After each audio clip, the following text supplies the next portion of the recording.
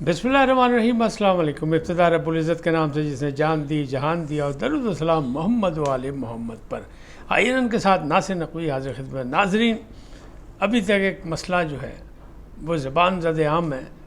लाशें कितनी, गिरफ़्तारियाँ कितनी हुई और हकीकत क्या है, गिरफ़्तार कौन हुए, कैसे हुए, ये सारी चीज़ें अभी तक ज़ेर बहस हैं और फाइनल यानी आदाद व शुमार कोई नहीं बता रहा, लेकिन मैं आपको बताऊंगा। दूसरी जानिब यह है कि मिशाल यूसुफ़ज़ई को एक बार फिर KPK काबीना ने से फारिग कर दिया गया। मतीउल्लाह जहान की ज़मानत इंसदाद दहशतगर्दी से और शाकिर अवान अभी तक गायब। यही नहीं, लाहौर की इंसदाद दहशतगर्दी की अदालत ने ख़ान आज़म ख़ान इमरान ख़ान नियाज़ी की मंजी ठोक दी। ये सब कुछ क्या है, इससे आपको आगाही दूंगा, लेकिन पहले आपकी गुजारिश कि IAN को सब्सक्राइब करें, लाइक करें, घंटी का बटन दबाना न भूलें और अपनी कीमती राय का इजहार करें। जी, पहली खबर इसको करते हैं कि ख़ान के साथ जो मुश्किलात में इजाफा हो रहा है वो क्या है, और ये जो मंजी ठोकने वाली बात है ये क्या है। लाहौर की दहशतगर्दी अदालत से मुख्तलिफ़ मुकदमात में ज़मानतें के लिए इमरान ख़ान ने रुजू किया था, वो तो मुस्तरद हो गई थी। अब आज लाहौर की इंसदाद दहशतगर्दी की अदालत ने जनाब एक फ़ैसला दिया 5 सफ़हात पर, और उसमें मरकज़ी मुलज़िम करार दे दिया इमरान ख़ान को एक बार फिर। उनके वकला सफ़ाई का कहना था कि इमरान ख़ान तो कैद में थे, उनका क्या काम। अदालत ने फ़ैसले में लिखा कि जनाब शवाहिद मौजूद हैं और गवाह मौजूद हैं, जो लोग रिमांड पार्क में मौजूद थे कि 9 मई से पहले 6, 7, 8 मई को ये सारी प्लानिंग की, और इसके प्लानर जो थे वो इमरान ख़ान थे। तो शवाहिद की मौजूदगी में इनको मरकज़ी मुलज़िम ठहराया जा रहा है। 5 सफ़े का तफसीली फ़ैसला है, लेकिन उससे मतलब ये हुआ कि 9 मई के फ़ैसले जो हैं उस पर अब फ़ैसले आने शुरू हो गए। पहले भी आए थे और अब फिर आए हैं, मज़ीद आ रहे हैं। और अगर ये फ़ैसला इसी तरह आगे चला और इसमें कोई रियायत नहीं हो सकी तो फिर क्या होगा, फिर मिलिट्री कोर्ट के रास्ता खुलेगा इमरान ख़ान के लिए। ये लोग अंदाज़े लगा रहे हैं, होता है नहीं होता ये आने वाला वक्त बताएगा। लेकिन जो मामलात हैं वो ये है कि लाशें कितनी और अपना गिरफ़्तार कितने हुए और हकीकी तादाद कितनी है। तो लाशों पर अभी तक कोई फ़ैसला नहीं हो सका, कोई नहीं बता रहा, सब मुख्तलिफ़ तादाद बता रहे हैं। यहाँ तक कि BBC कह रहे हैं 5 लाशें, और ऑस्ट्रेलिया में पार्लियामेंट में एक खातून ने कह दिया 500 लाशें। मरवत साहब कहते हैं 50 लाशें। अपना साबिक गवर्नर पंजाब लतीफ़ खोसा कहते हैं 278 लाशें। और वक़ास शेख साहब, वक़ास अकरम शेख जो सेक्रेटरी इंफॉर्मेशन है, वो अपने पार्टी अहदेदारों के साथ बैठ के जो मीडिया से गुफ्तगू करते हैं उसमें वो 12 लाशों की बात करते हैं। अच्छा, एक लाश जो है वो भी उसका भी नाम लिया जा रहा था जो कंटेनर पे था। हमारे एक दोस्त है बड़े चौधरी साहब, वो बड़े हैं नहीं हिमायती, कहता सी हिमायती कोई नहीं, लेकिन उनको हमदर्दी बड़ी है PTI से। वो ये कहते हैं कंटेनर पे नमाज़ पढ़ने वालों को जनाब उठा के नीचे फेंक दिया गया। और पाजी तला है कि वो टिकटॉकर सी 3 कंटेनर ऊपर जाके नमाज़ पढ़ने का तू क्या था और वो पहुँचा कैसे और क्यों पहुँचा, तो वो अपने टिकटॉक बना रहा था, उस पर उसे उठा के फेंका गया। उसका नाम है ताहिर बाबा और फालिया से उसका ताल्लुक़ है, और वो ज़िंदा सलामत है। ज़ख्मी ज़रूर है, उसके 2 बाजू टूट गए, लेकिन ज़िंदा सलामत है। और वो इस बात को मानता है कि वो नमाज नहीं पढ़ रहा था, टिकटॉक बना रहा था। बहरहाल ये ऐसी बीमारी है टिकटॉक की कि इसमें तो कई लोग टिकटॉक बनाते बनाते खुद मौत के मुंह में चले जाते हैं। और ये कई दफ़ा देखा जा चुका है सोशल मीडिया पे कि कौन कहाँ गया, कोई पुल से नीचे गिर गया दरिया में, कोई जाते जाते आगे किसी गाड़ी का शिकार हो गया। बस ये शौक़ की बात है। और फिर दूसरा, डॉलरों की चमक ने उन लोगों की आंखें जो हैं चुंधिया दी हैं। बहरहाल ये मामलात ऐसे हैं।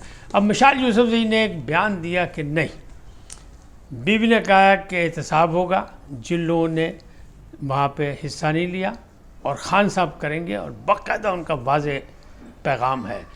और जो ये बयान उन्हें दिया कि ये ख़ान साहब की सारी प्लानिंग थी, मनसूबाबंदी थी, जिस पर मैंने अमल दरामद कराया। मैंने सिर्फ ख़ान आज़म ख़ान मुर्शद आज़म का पैगाम दिया और किसी का पैगाम नहीं दिया।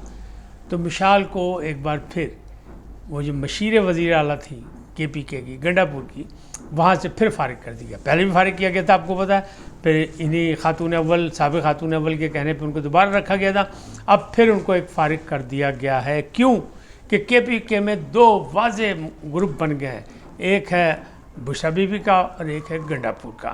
اب یہ لڑائی کہاں تک چلتی ہے، اس میں کیا ہوتا ہے؟ کیوں کہ گنڈا پور کی زیر سرپرستی وہ وہاں موجود ہیں کہ وہ وزیر اعلیٰ ہیں.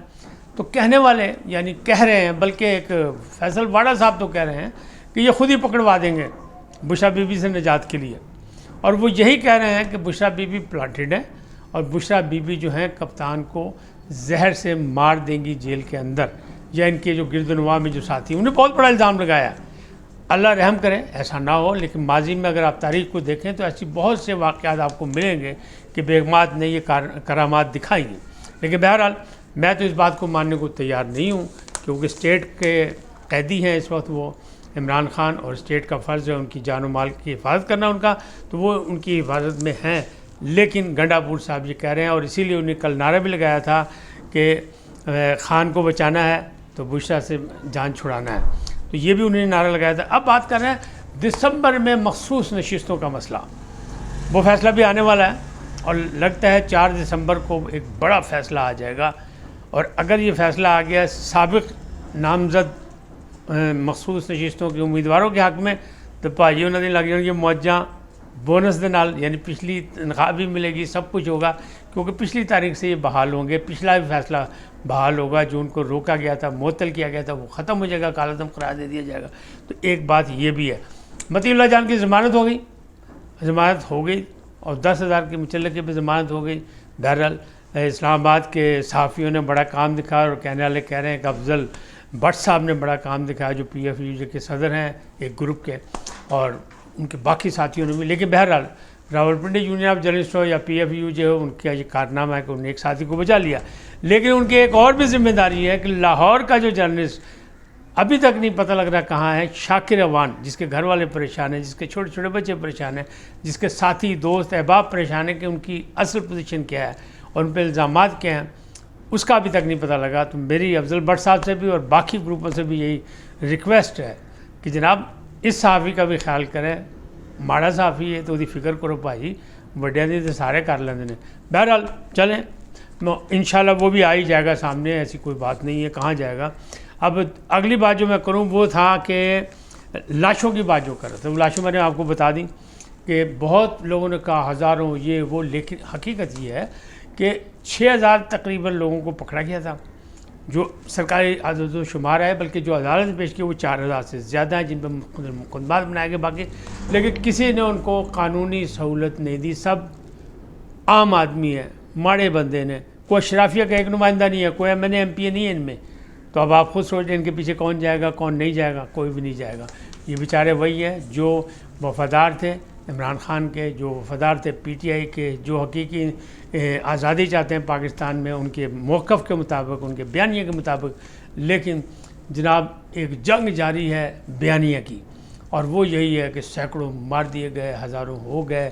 کل بھی میں نے کہا تھا، آج بھی میں نے کہا کہ جناب کوئی اپنا ثبوت پیش کرنے کو تیار نہیں ہے. اور میں نے ایک معمولی سا واقعہ بھی بتایا تھا، واقعہ تو بڑا اہم تھا، لیکن معمولی واردات بتایا کہ جہاں ایک مارا گیا تھا وہاں تو خون دھو دیا گیا تھا اسی راولپنڈی میں. تو یہاں کیا سڑکیں دھلوائی گئیں، کیا ہوا کیا نہیں ہوا، کسی کے پاس کوئی ثبوت نہیں. کیونکہ آج کل تو ہر ایک کے پاس کیمرہ ہے، موبائل ہر ایک کے پاس، اور جس کے پاس موبائل ہے وہ تو جناب خود ہی بہت بڑا صحافی ہے، بہت بڑا رپورٹر ہے. تو اچھا نہ بھی ہو تو پارٹی کا اگر وفادار ہے تو اسے کہیں نہ کہیں سے تو شیئر کر دینی چاہیے کہ یا تو کوئی لاشاں پہ ہی ہیں، یا تو کوئی رات دن جی سڑکیں توتیاں جا رہی ہیں. تو ایسا کوئی واقعہ نظر نہیں آ رہا. لیکن بیانیہ ہے اور بیانیہ سے وہ کھیل رہے ہیں. PTI کا تو بیانیہ آ گیا 12 پہ ختم ہو گیا، اب اس سے آگے آپ نہیں جا سکتے. دونوں طرف وقاص اکرم صاحب کے لیڈران بیٹھے ہوئے تھے، ان کی موجودگی میں انہوں نے کہا ہے یہ تو بات ہوگی معاملہ سیدھا. لیکن عام آدمی یہ ماننے کو تیار نہیں. عام آدمی یہ کہتا سیدھی گولیاں ماری گئیں جناب، لاشوں پہ لاشیں گرا دی گئی، جنرل ڈائر کی کہانی دہرائی گئی، جس میں حقیقت کچھ نہیں ہے، نہ کسی کے پاس ثبوت ہے. اگر ثبوت ہے تو آنے چاہیے اور سب کے سامنے آنے چاہیے. گولی چلائی گئی، ظلم ہوا، زیادتی ہوئی، لیکن جو ادھر سے آنسو گیس پھینکے گئے یعنی مظاہرین کی طرف سے، تو ان کے پاس وہی کہاں سے سہولت حاصل ہوئی؟ تو وہ سرکاری سہولت تھی پی ٹی آئی کی گورنمنٹ کی، تو وہ بھی غلط تھا، وہ بھی ناجائز تھا، غیر قانونی تھا۔ اس حوالے سے دونوں جانب سے مطلب حدود کو یعنی پار کیا گیا۔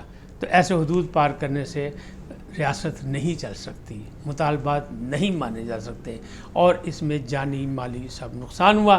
حکومت نے اندازہ لگایا کہ 33 کروڑ روپیہ 2 دن میں خرچ ہوا ان کا، گولہ باری، یہ جو آنسو گیس تھی اور جو باقی تھی ربڑ کی گولیاں اور یہ وہ، انہوں نے یہ بتایا۔ دسو ہے گورنمنٹ خزانے سے خرچ ہوا، کون ذمہ دار ہے؟ کیا گڈا پور صاحب دیں گے اس کو، یا چاچو دیں گے؟ تو کیوں دیں گے؟ اور یہ کیا مسئلہ ہے؟ کیا ان سے افہام و تفہیم کی بات نہیں ہو سکتی؟ کیا ابھی بھی پی ٹی آئی کو سمجھ نہیں آ رہی؟ لیکن صاحبزادہ جو ہے نا حامد رضا صاحب، انہوں نے اب ایک نئی ڈیٹ دے دی عمران خان کی کہ 2 ماہ کے اندر عمران خان رہا ہوں گے، اور مذاکرات کی بات، مذاکرات کی کھڑکی، مذاکرات کا دروازہ ضرور کھلے گا۔ اللہ کرے ایسے ہی ہو، کیونکہ ہم تو چاہتے ہیں پاکستان میں استحکام ہو، سیاسی استحکام ہو، معاشی استحکام ہو، لوگوں کو ریلیف ملے، عوام پریشان ہے تو سکون کا سانس لے سکیں۔ ہم دعا گو ہیں، آپ بھی دعا کریں۔